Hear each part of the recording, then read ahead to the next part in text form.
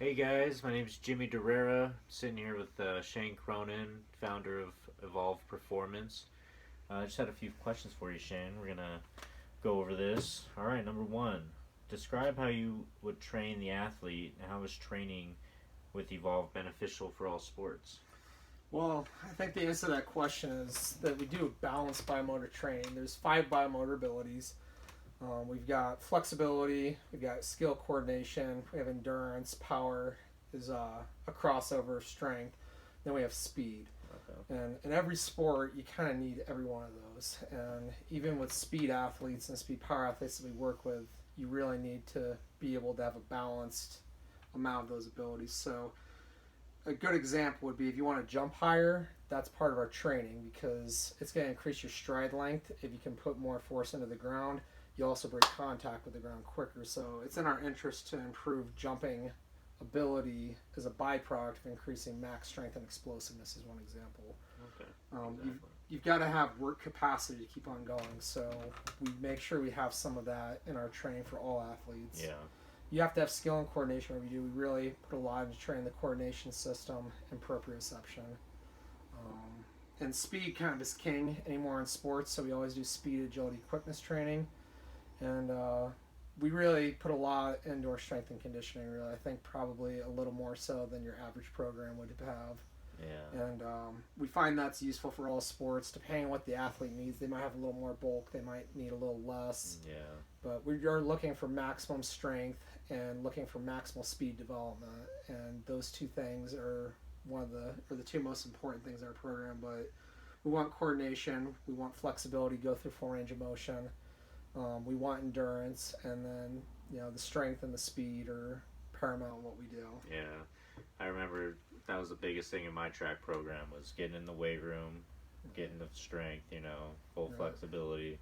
Not just learning how to run, not learning perfect form, but working out your body and getting those muscles to where they need to be, And when you say that, that's part of where we try to make sure that the biomotor abilities are trained inside of the weight room too. For an example of that, if you want skill and coordination, we might do a single leg step up with an overhead press on one leg to train balance and proprioception. That's going to help you with intramuscular coordination and intermuscular coordination.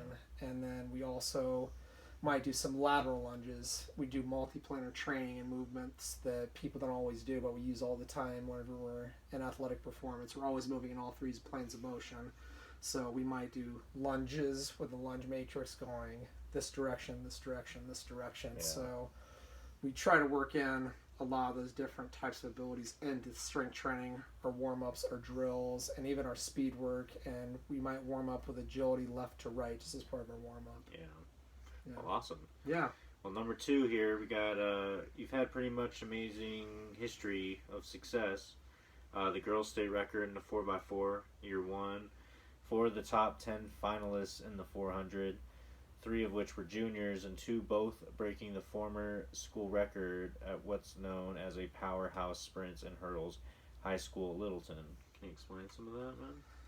Well, I think that a lot of that credit has to go into getting the opportunity to coach. When I was 19 years old, I applied for the head track and field job at South Suburban Parks and Recreation, and they gave me the chance to do that for an entire rec district for a 7-year period. So getting the opportunity as a young coach, I think, was the first step to happen, and getting the confidence in people. I owe a lot of people a huge gratitude for letting me do that. Yeah.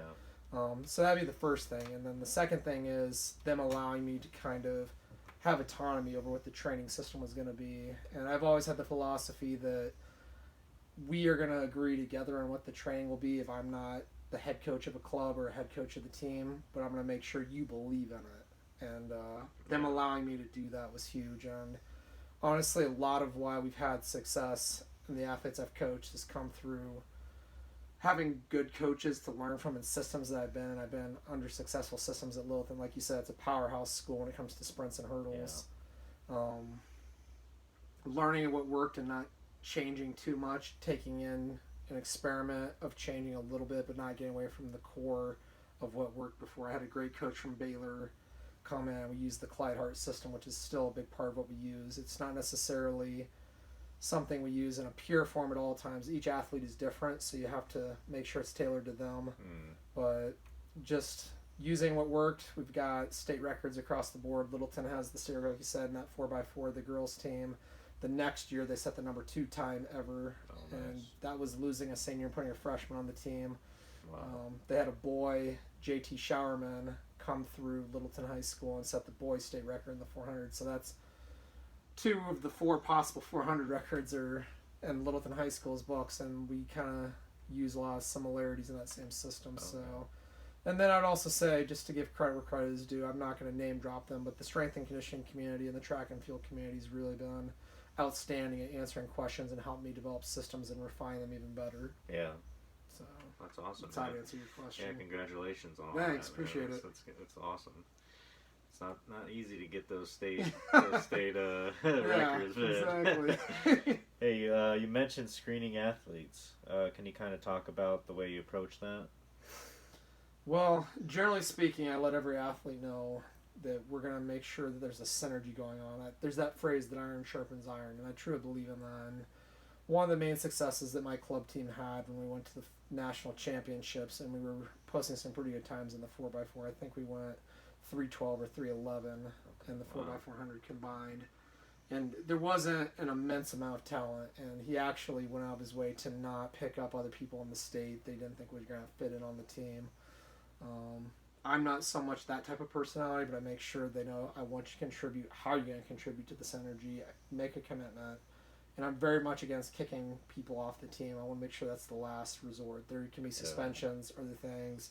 I leave that up to my leadership cabinet of captains and other people that have earned their spot on the team and contributed to decide that fate of what the conditions are for someone to stay, what the suspensions are. But let the athlete know I expect them to contribute to the synergy, and that's what makes us work so well, and that's really the magic is teams working together.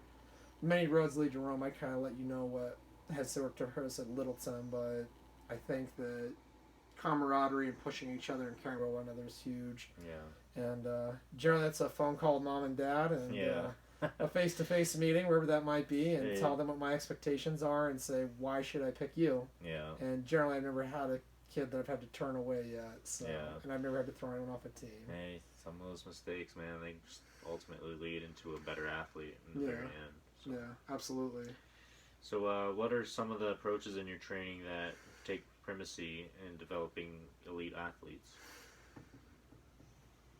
I would say for track and field, we do a lot of different types of training on the track, and we use different approaches that are suited to the individual. An example being in Mountain Vista, we broke school records in the 100 meter, the 200 meter, 4x100, 200 meter, and had a 6th place finish, and the 200 meter with 2 juniors, a sophomore and a freshman.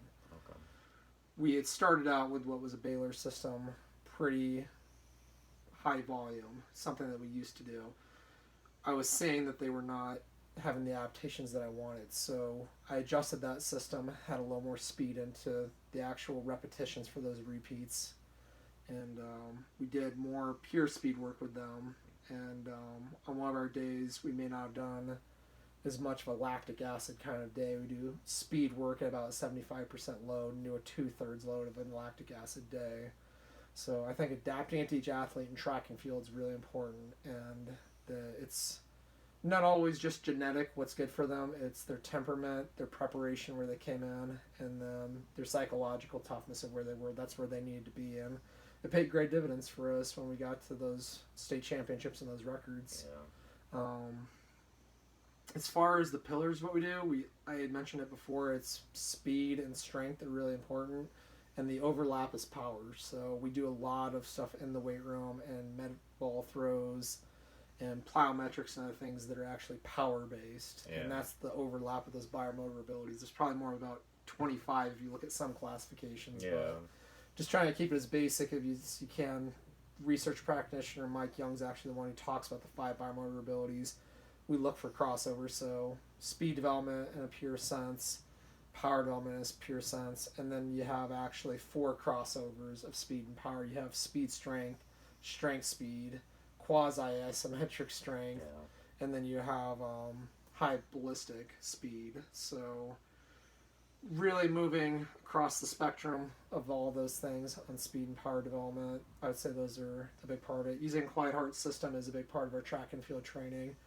And as I said, we try to refine it year to year. We don't change it a lot. We stay true to what our core system is, but depending on the athlete, we might go with something else for track training. For the other athletes, their speed power, we try to make sure that they have a good, what's called mass specific force ratio, which means we want a lighter frame unless your sport requires it, but a lot of strength. And the way we do that is we lift lower reps, which actually has a twofold benefit. Number one, you're not going to put on as much mass. Number two, it's the neural strength that actually causes maximal strength gains. A good example of that would be if you look at the Olympic weightlifters that do the overhead snatches and stuff at the Olympics. They're not these bodybuilding looking guys. They're no different than you and me. They just have a lot of neural strength. And they're lifting at low reps. So we do a lot of heavy strength training. That is also depending on the athlete. We don't want our younger athletes doing that necessarily, or novice ones. And that's both training age and what's biological age too. Training age being how long have you been training, what have you been doing, what's your history. But I put those as being our pillars of our training, really. Awesome. Yeah, I'm sure that'll help them a lot, man. Yeah. All right, last question, man. You seem really focused on caring deeply for your athletes and the development of them as people. What advice would you give any other coach or athlete? I would say, as a coach, make sure that you're putting your athlete's development as number one.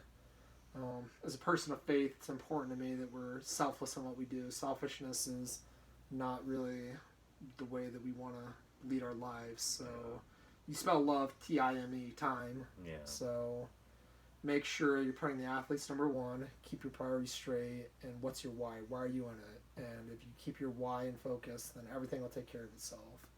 And be, I would say, specific on the process. Don't necessarily make the goal winning. I tell my athletes we're going to win, and that's going to be where our focus is going to be for the end of the season, and tapering down, and that winning's to be expected, but focus on process goals. Reward effort, strategy, and attitude. Make that things where you can reward them for what they're doing right, and I believe in the power of the reward system. I believe in positive reinforcement. Make relationships with your athletes. If you get them to run through a wall for you because they can relate to you and they enjoy being around you, that's going to make more of a difference than any kind of special system that anybody has. And for the athlete, be coachable. Do well in school, because you're not gonna be able to do much after high school if you're not a qualifier. Or you can do it in the junior college level, but you don't want to have to go that route unless you have to. And keep your family close to you. Treat your students like family, your student athletes, and be close with the families that you're working with. And you get loyalty out of that, and they will perform at the highest possible levels they can. They'll give maximum effort, which that's the whole key, is maximum effort. It's not how do I find the most genetically talented kid, how do I have the perfect system, perfect workouts. It's about how do you get those athletes to perform at the highest level and go as hard as they can. Well, awesome, Shane. It's a lot of wise